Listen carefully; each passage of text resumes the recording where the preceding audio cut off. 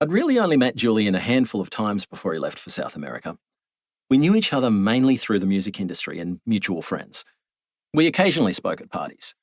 I'd seen his band The Acceptables play a few times during the tour for their debut album, Artificial Beaches on Every Mountain, Artificial Mountains on Every Beach, and written them a good review. Mostly I knew about Julian in relation to Oriana and their on-again, off-again thing.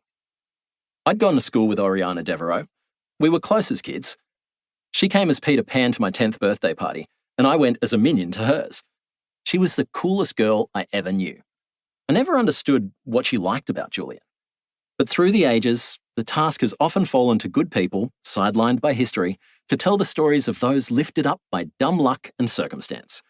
And thus, the task of telling this story, the story of Julian Ferryman, of the Acceptable sophomore album, of the ill-fated first annual International Chronophenomenology Summit, of the fate of the Federal Republic of East Australia, and of the Motherfucker Manifesto, falls to me.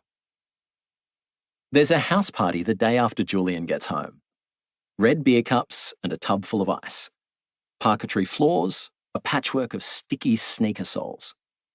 Hair ties on doorknobs and a spiked punch bowl. Xander's little brother saying, "The women in my head have started to act like porn stars."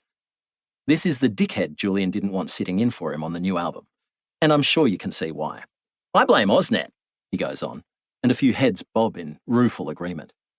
"Before Oznet," he says, "you had unlimited choice in the pornographic market, and that meant you had the ability to cleanse your palate and temper your darker urges with something more tame and respectable. Have a salad with your steak. But now, with Oznet, the only stuff you get under the counter is what smugglers and black market weirdos think guys like us like.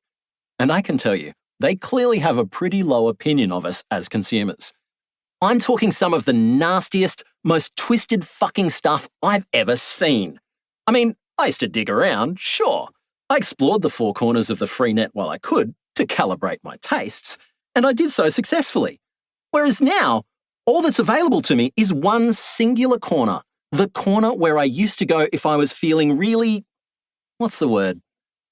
Impure, maybe? Something along those lines. The pirated shit you get these days, man, everything's forced.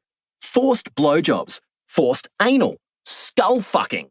Like, you can't even refer to a person by their skin anymore. They want you to fuck a skeleton.